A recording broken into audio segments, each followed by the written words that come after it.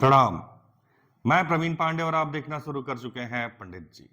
हमारा आज का विषय दुर्गा सप्तशती पाठ को लेकर नहीं है।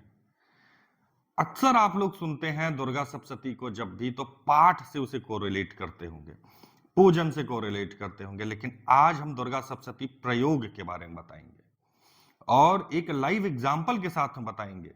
बस उसमें काल्पनिक नामों का मैं प्रयोग करूंगा क्योंकि मेरे यजमान की प्राइवेसी एज इट इज बनी रहे। मैं स्टेट आपको एकदम एग्जैक्ट बताऊंगा कि किस स्टेट की यह घटना है, सिचुएशन एकदम एग्जैक्ट बताऊंगा, पर नाम काल्पनिक होंगे ताकि आपको भी पता चल सके कि दुर्गा सप्तशती का प्रयोग किन परिस्थितियों में करना चाहिए, कैसे करवाना चाहिए, उसका एक मोटा मोटा आइडिया आपको लग जाएगा। तो बिना विलंब किए वीडियो को प्रारंभ करेंगे, पर उससे पहले हम्बल रिक्वेस्ट है आपसे, अगर आप हमारे चैनल पर नए हैं तो हमारे चैनल को सब्सक्राइब जरूर कर लीजिए। रीजन इसका बहुत ही सॉलिड रीजन है। बहुतेरे चैनल हैं यूट्यूब पर, असंख्य हैं, जिनमें आपको काम की और बेकाम की जानकारी भी मिलती रहती है। हमारे वीडियो पर हमेशा अच्छी जानकारियां, सोशल जानकारियां, जिन्हें कोई भी देख सुन सकता है, आध्यात्म से जुड़ी हुई जानकारियां ही आपको मिलेंगी। तो चलिए वीडियो को प्रारंभ करते हैं।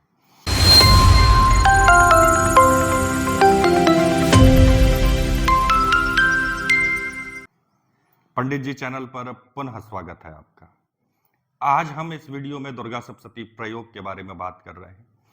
हम एग्जाम्पल के साथ में बात करेंगे, लाइव एग्जाम्पल के साथ में बात करेंगे, प्रमाण के साथ में बात करेंगे। बस दुर्भाग्य मेरा यह है कि प्राइवेसी को ध्यान में रखते हुए मैं उनका नाम, कांटेक्ट नंबर ये सब शेयर नहीं कर सकता हूं।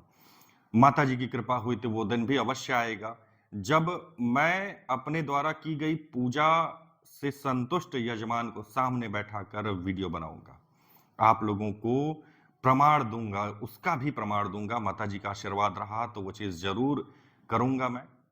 और ऐसा करना मेरे लिए कोई बाध्यता नहीं है, मेरे लिए ये एक लक्ष्य है, क्योंकि जब आप एक सामने व्यक्ति को देखेंगे जो उससे लाभ प्राप्त किया है तो आपका भी मनोबल ऊंचा होगा। फिलहाल हम आज ये वीडियो मैं क्यों बना रहा हूं? क्या आज तक मैंने ये प्रयोग ही नहीं किया?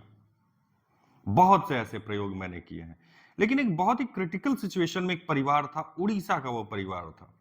उसके लिए लगभग आज से 1.5 से 2 साल पहले मैंने ये प्रयोग किया था। लेकिन यहां प्रश्न ये भी है कि 1.5 से 2 साल पहले मैं प्रयोग किया था तो आज मैं वीडियो क्यों बना रहा हूं? इसलिए कि अभी रिसेंटली एक ही महीना पहले मेरे सामने फिर से एक ऐसा केस आया है जो सेम एज इट इज वही केस है जो उस समय मैंने फेस किया था। बात करेंगे अब अपने मूल टॉपिक की, मतलब उड़ीसा के उस परिवार की। उस बहुत अच्छा खासा परिवार था, एक ही लड़का था उनका, योग्य लड़का था, पढ़ लिख कर वो क्या होता है, कुछ जॉब सिलेक्शन होता है ना, कॉलेज से ही सिलेक्शन होके वो विदेश चला गया लड़का। वहां पर साल 1.5 साल उसने नौकरी भी अच्छे से की। वहां से आने के उपरांत संस्कारी लड़का था, आके रीति रिवाज से फिर यहाँ पर उसका विवाह हुआ। पुनः वो अपनी पत्नी को लेकर फिर से जहां जॉब करता था वहां चला गया। लेकिन इस बार चीजें कुछ अलग हुई।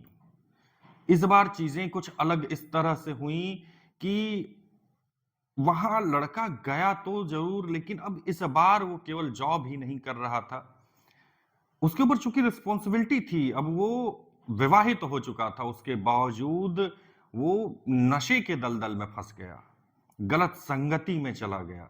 इस कदर वो नशे के दलदल में फंसा कि वहां से उसे वापस लाना पड़ा। बड़ी मुश्किल से वो अपने राज्य, अपने देश वापस आया।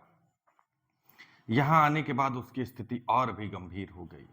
यहां जॉब नहीं करना, एनी टाइम नशे में रहना, ड्रग्स के नशे में रहना, अच्छा खासा लड़का बर्बाद हो चुका था। दिक्कत ये थी कि उनके पिताजी इन पूजा पाठों में, इन चीजों में भरोसा नहीं रखते थे, विश्वास नहीं रखते थे। घर में इस कारण से घर में कलह प्रारंभ हो गई, पति पत्नी के बीच में कलह प्रारंभ हो गई। जो उस बच्चे के माँ बाप थे उनके बीच में कलह प्रारंभ हो गई, क्योंकि माँ आध्यात्मिक थी, वो चाहती थी कि कुछ एक पूजा करवाई जाए, कुंडली इनकी दिखवाई जाए, लेकिन उनके पिताजी नहीं इन चीजों को सपोर्ट करते थे। पत्नी भी आध्यात्मिक थी, सो मेरे टच में पत्नी और माँ ही आई थी। चूँकि पिताजी सपोर्ट नहीं करते थे, लड़का सपोर्ट करे ये हो नहीं सकता था, क्योंकि वो खुद ही क्या कहते हैं इन चीज़ों में लिप्त था, तो वो क्यों चाहेगा? कंडीशन यहाँ तक आ गई कि लड़का घर से चोरी करने लगा, पत्नी के जेवर चुरा के ले जाता, बेच देता। बहुत सारी चीज़ें, इन सब से त्रस्त आकर यूट्यूब पे पता नहीं कैसे उन्होंने मेरी वीडियो देख ली और मुझे कॉल किया। लगभग 1 डेढ़ महीने तक तो केवल हमारी बातचीत हुई थी कि क्या हो सकता है, कैसे, क्योंकि ट्रस्ट नहीं बिल्डअप होता है ना यूट्यूब पर। बहुत तेरे हैं 99.9% फेक चैनल्स होते हैं इस पे। तो ट्रस्ट बिल्ड करने में काफ़ी समय लगा उनको। अब जब सारी सिचुएशंस को मैं जान गया कि पिताजी सपोर्ट नहीं कर रहे हैं उनके, लड़का सपोर्ट करेगा ही नहीं, वो बाध्य हो ही नहीं सकता। भाई बड़ा लड़का है, अब जबरदस्ती तो लाया नहीं जा सकता। तो ये सारी चीजें थी। अब मेरे सामने चुनौती ये थी कि मैं करूं तो क्या करूं। इसमें चूंकि होना ये चाहिए था कि सबसे पहले एक त्रिपिंडी होनी चाहिए थी, सबसे पहले एक त्रिपिंडी होनी चाहिए थी उनके पिताजी के हाथ से, या नहीं तो वो लड़का आके किया होता। लेकिन जब दोनों ही वहां पे उपलब्ध नहीं है, अगर ये त्रिपिंडी हो गई रही होती तो मेरे लिए चीजें और आसान हो गई होती। जहां मुझे अपना 100% देना पड़ा, वहां शायद 50% में मेरा काम हो जाता, प्रयोग सिद्ध हो जाता। लेकिन अब त्रिपिंडी मैं कर नहीं पा रहा था। पितृदोष और प्रेतों का जो दोष है उनका निवारण मैं नहीं कर पा रहा था। मेरे सामने अगर मैं त्रिपिंडी कर लिया होता तो मेरे सामने कुछ एक पूजाएं थी, जैसे मैं बजरंग बाण का भी अनुष्ठान कर सकता था तांत्रोक्त विधि से। इसके अलावा बजरंग बाण, महाविद्या और एकादशमन रुद्राभिषेक लगातार कुछ दिन तक मैं चलाया होता। लगभग 7 दिन तक लगातार एकादशमन रुद्राभिषेक होता। बजरंग बाण के थ्रू उस पे जो प्रयोग थे उसका काट होता। जो रुद्राभिषेक है वो उसको सौभाग्य देता, और जो ये बुरे संगति में फंसा है त्रिपिंडी और महाविद्या, उससे उसे निकाल दी होती। लेकिन अब जब त्रिपिंडी ही मैं नहीं कर पा रहा हूं तो मुझे कुछ एक ऐसा अनुष्ठान चाहिए था जो कि सारी चीजों की पूर्ति करे और प्रभावशाली भी हो। मैं उस समय पहली बार YouTube से आए हुए जजमान के लिए दुर्गा सप्तशती का प्रयोग करने की सोचा। मुझे लगा कि दुर्गा सप्तशती ही एक लौता ऐसा साधन है जो उग्रता के साथ में इस जगह पर प्रयोग किया जा सकता है। इस केस में मैं संकल्प बच्चे की मां से नहीं, उनके धर्म पत्नी से दिलवाया था। प्रिय साधक गण, अगर आपको किसी भी तरह की माला पहनने अथवा जप करने के लिए आवश्यकता हो, प्राण प्रतिष्ठित माला, ओरिजिनल माला की आवश्यकता हो, किसी भी तरह के यंत्र की आवश्यकता हो आपके साधना अथवा किसी प्रयोग के लिए, तो आपको परेशान होने की जरूरत नहीं। आप हमारे दिए गए व्हाट्सएप नंबर पर हमसे संपर्क कर सकते हैं तथा हमसे प्रमाणित मालाएं तथा हमारे द्वारा बनाए गए यंत्रों को प्राप्त करके अपने सामने उसमें प्राण प्रतिष्ठा करवा सकते हैं।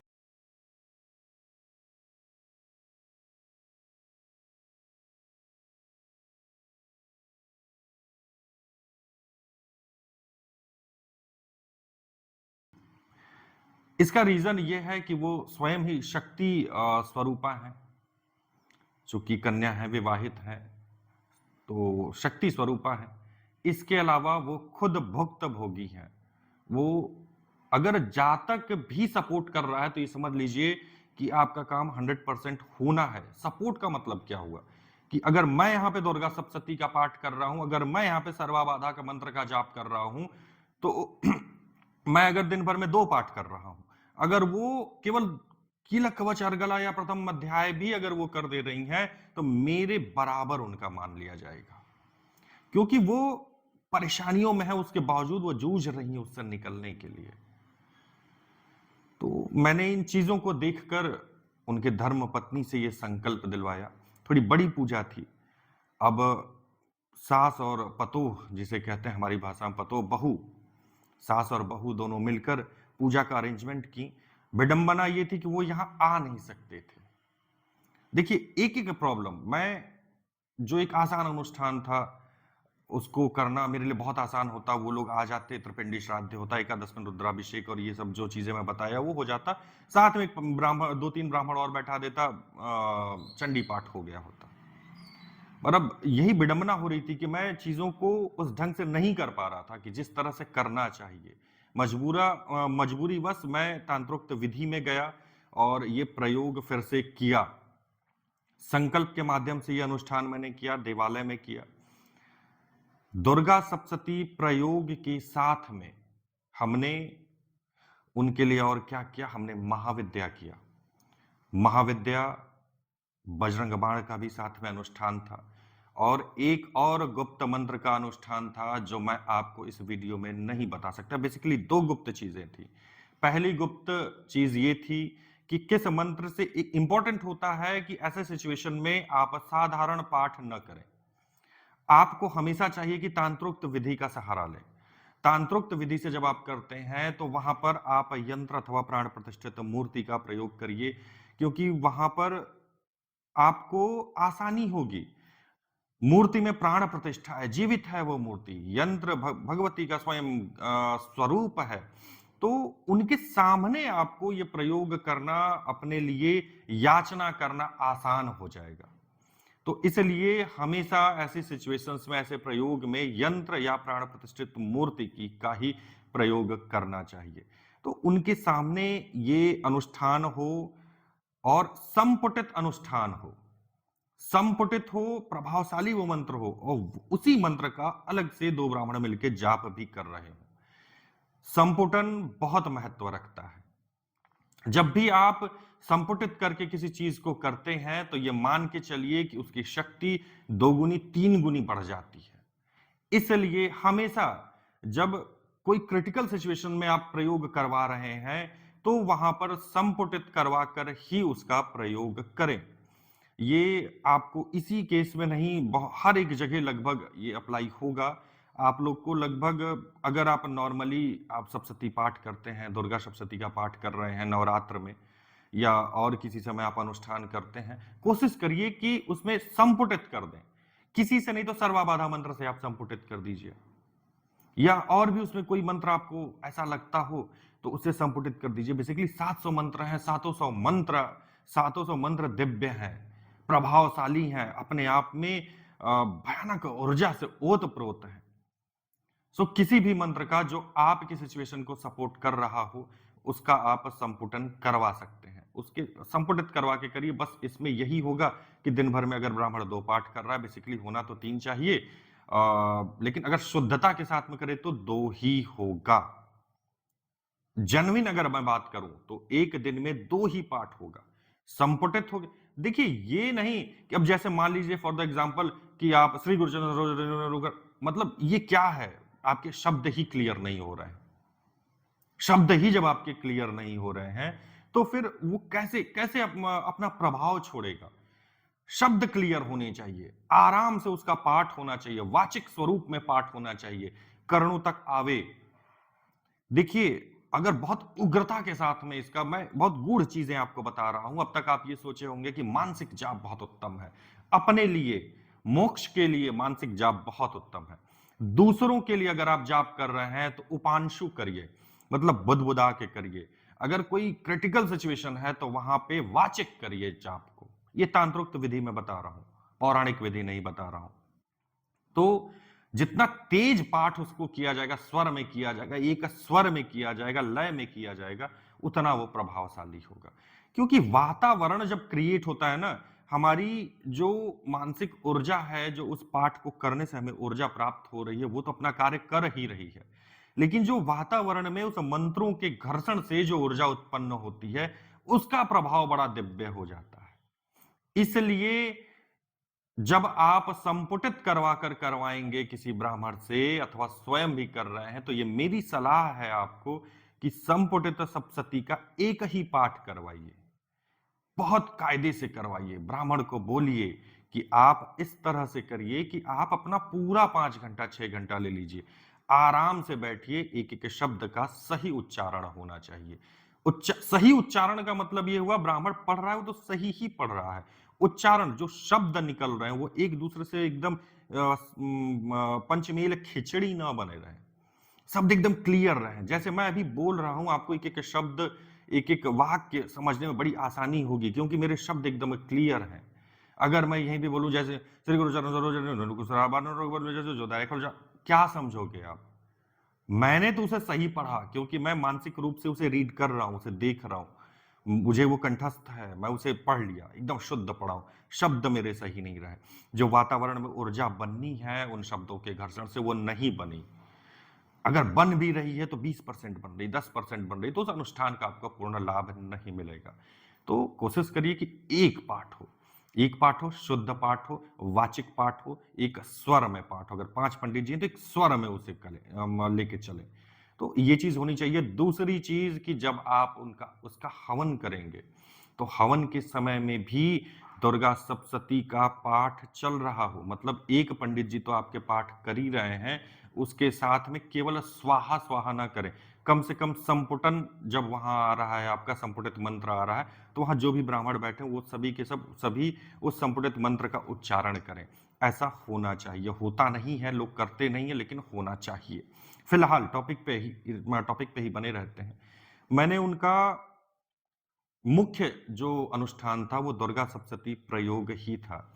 ये प्रयोग लगभग लगभग 7 दिन का था, उनका पूर्ण अनुष्ठान था। इसमें 11 ब्राह्मण थे, 7 दिन मैं लेके चला था, अपने हिसाब से ब्राह्मण घटाते बढ़ाया हूं मैं इसमें। जहां पे मुझे आवश्यकता पड़ी कि भाई यहाँ ब्राह्मण को बढ़ाना चाहिए, घटाना चाहिए, वो चीजें हुई। तो इसका प्रभाव उन्हें ये मिला बेटा कि आज लगभग 1.5-2 साल बीत चुके हैं, पूजा होने के 3 से 6 महीने के अंदर वो लड़का स्वतः ही जिन अपने मित्रों के साथ में ये किया करता था, उनसे 1-2 बार झगड़ा हुआ, उसका झगड़ा हुआ, और अचानक ही उसका मन धीमे धीमे खिन्न होता चला गया इन चीजों से। आज वो लड़का फिर से एक बढ़िया जॉब कर रहा है, मुश्किल से 2 साल, 1.5 साल, 2 साल बीते हैं, एकदम पटरी पे वो लड़का है। 6 महीने बीतते बीतते इस पूजा का असर उस पर दिखने शुरू हो गया था। कभी भी एक पूजा नहीं करवानी चाहिए, उसका कॉम्बिनेशन लेके चलना चाहिए। जैसे बुखार होता है, आप घर पे 3 दिन से पैरासीटामोल खाए जा रहे हैं, बुखार नहीं जा रहा है, डॉक्टर के पास जाएंगे, डॉक्टर भी वही पैरासीटामोल देगा, उसके साथ में एक एंटी एलर्जिक दे देगा, एक मल्टीविटामिन दे देगा, आपका बुखार उतर जाएगा, क्योंकि वो एक कॉम्बिनेशन लेके चल रहा है। बुखार हुआ तो आपके विटामिन कहीं ना कहीं लूज हुए, शरीर कमजोर हुआ है, रोग प्रतिरोधक क्षमता कम हुई है। आप केवल दवा ले रहे हैं बुखार को डाउन करने की, बुखार तो डाउन हो रहा है, लेकिन रोग प्रतिरोधक क्षमता कम है, शरीर कमजोर है, फिर से बुखार कितना भी डाउन होगा, एक बार मौका पाया फिर से चढ़ जाएगा। सेम वही चीज होती है पूजा पाठ में। जब तक आप इसे कॉम्बिनेशन लेके नहीं चलेंगे, मूल हमारा क्या था? मूल हमारा था दुर्गा सप्तशती प्रयोग। इसी के साथ में अब तांत्रोक्त प्रयोग है, तो सब कुछ तांत्रोक्त विधि से ही होना है। हमने एक और अनुष्ठान साथ में किया, उनके तंत्र काट को काटने के लिए। रीजन इसका यह था कि उन्हीं के रिश्तेदार उनके तरक्की से जल रहे थे, ईर्ष्यावश। अब देखिए कि लोगों के पास आज समय नहीं है किसी से बात करने का, फोन पे इनविटेशन भेज दिया जाता है कि हमारा विवाह है, हम कार्ड भेज दे रहे हैं, आने का समय नहीं है, एक बार फोन करने का समय नहीं है, लेकिन दूसरे की उन्नति को देख के ईर्ष्यावश प्रयोग करवाने का समय है। ये एक के साथ में नहीं, सबके साथ होता है। गांव में आप रहते हैं, शहर में रहते हैं, गांव वाले ही आपके जो मूल गांव के वही देख के जल रहे हैं, कोई ना कोई प्रयोग करवा देगा उसमें। पता नहीं कैसे लोग खाली हो जाते हैं, समय निकाल लेते हैं, अपने धन को व्यय कर देते हैं दूसरों, मतलब अपनी ईर्ष्या की संतुष्टि के लिए। तो जब मुझे ये चीजें पता चली तो मैंने ये भी प्रयोग किया था कि उसके तंत्र का काट हो सके अच्छे से, साथ ही भविष्य में कुछ ऐसी घटना ना हो उसके लिए मैं यंत्र निर्माण करवाया। उस पूजा, जब तक हमारी पूजा चली तब तक वो यंत्र मां के सानिध्य में रहा, उसके लिए भी मंत्र जाप चलता रहा। पूजा के उपरांत हमने उस यंत्र को यजमान को प्रेषित किया, किसी भी तरह से करके बांधा जाए, पहनाया जाए। अब लड़के ने तो नहीं बांधा, लेकिन सास और बहू दोनों उसका प्रयोग की। लड़के को थोड़ा थोड़ा लिक्विड में मिलाकर माता जी का जो चढ़ाया हुआ जल था, एक एक एक बूंद उसको दिया जा रहा था। उनका प्रभाव था कि 6 महीने बीतते बीतते वो लड़का पूर्णतया स्वस्थ हो गया, पूर्णतया स्वस्थ हो गया। ये वृत्तांत आपको बताने का तात्पर्य ये नहीं है कि आप डरें अगल-बगल से या किसी और चीजों से। ये वृत्तांत आपको बताने का तात्पर्य, इसका सीधा-सा तात्पर्य ये है कि अगर आप ऐसी सिचुएशन में फंस रहे हैं, तो दवा और आध्यात्म दोनों को लेकर चलिए। किसी एक से आपको लाभ नहीं होना है। जैसे देखिए, हम कहते हैं कि हमारा भाग्य खराब है। हमारा भाग्य नहीं आपका खराब है। हमेशा आपके सक्सेस की 2 चाबियां होती हैं। ठीक है? 2 चाबियां होती हैं। एक चाबी भगवान के पास में होती है, जिसे बोलते हैं भाग्य। दूसरी चाबी आपके पास में होती है, जिसे बोलते हैं कर्म। पता चला कि आप कर्म किए जा रहे हैं, 2 बार आपने किया काम। तीसरी बार झुल्लाए, अरे हम 2 बार से पिछले कर ही रहे, हो ही नहीं रहा। अरे हो सकता है कि आपने नीचे चाबी लगाई, ऊपर नहीं लगी है वो चाबी। आप अपने कर्म पे अडिग रहिए, अपने पथ पर अडिग रहिए। अपने कर्म को करिए, चलिए आप आगे। एक दिन ऐसा आएगा जब आपकी भी कर्म रूपी चाबी नीचे लगी होगी, ऊपर भाग्य रूपी चाबी लग जाएगी, आपका दिन बदल जाएगा। तो हमेशा आध्यात्म, अपने धर्म को लेकर चलिए। मैं आधुनिकता को छोड़ने की बात नहीं करता हूं, मैं आधुनिकता के साथ में अपने धर्म को लेकर चलने की बात करता हूं। रहिए आप जीवन में, हर जगह रहिए, हर तरह के माहौल में रहिए, हर जगह घूमिए, वेस्टर्न हो चाहे जहां भी हो, जैसे भी परिधानों को आप धारण करिए। अपनी मर्यादा और अपने धर्म को कभी मत छोड़िए। आप जिस दिन अपने मूल से भटके, उस दिन फिर आप आधारहीन हो जाएंगे। जैसे मंदिर का घंटा होता है, कोई भी आएगा टन, सेम वही सिचुएशन आपकी हो जाएगी। कोई भी आएगा, किधर से भी बजा के निकल लेगा। मेरे शब्दों को किसी और अर्थ में न लिया जाए। जो मैं बताना चाह रहा हूं और उसी को आप समझें। मैं आध्यात्म से रिलेटेड ही बातें कर रहा हूं, आपके धर्म से ही रिलेटेड बातें कर रहा हूं। ये पूरा का पूरा वृत्तांत मुझे बताने का तात्पर्य केवल ये था कि उस लड़की में इतना धैर्य था। संभ्रांत घर से आती है वो लड़की, सक्षम परिवार से थी। वो चाहती तो अभी साल, 1.5 साल, 2 साल ही बीता था, वो लड़के को छोड़कर दूसरा विवाह करके अपना जीवन यापन कर सकती थी। लेकिन उसने संघर्ष का रास्ता चुना। उसने ये चुना कि जिससे मेरा विवाह हुआ है, उसके साथ मुझे अपना जीवन यापन करना है। और आज उसका परिणाम उसे मिला है। पहले की अपेक्षा कहीं ज्यादा वो सुखी है। रीजन कि उसने दुख देखा, उसने संघर्ष किया। अब उस सुख का अनुभव वो कर रही है लड़की। उस मां से जाके पूछिए जिसका लड़का दिन रात नशे में लिप्त होकर आता था, मां से गाली गलौज करता था, पत्नी को मारा पीटा करता था, पैसे चुराया करता था। उस मां पे क्या बीतती रही होगी। और आज उसी मां से जाके पूछिए कि आज उस पे क्या बीत रही है। तो ये जानकारी आप लोगों के लिए मैं लेके आया था। उम्मीद करूंगा कि आपके काम की ये जानकारी हो। अगर आपको ये वीडियो थोड़ा भी अच्छी लगी हो, तो वीडियो को लाइक और शेयर जरूर करिएगा। चैनल को सब्सक्राइब करते हुए चलिए। आज के लिए इतना ही, मिलेंगे फिर अगले वीडियो में। तब तक के लिए प्रणाम।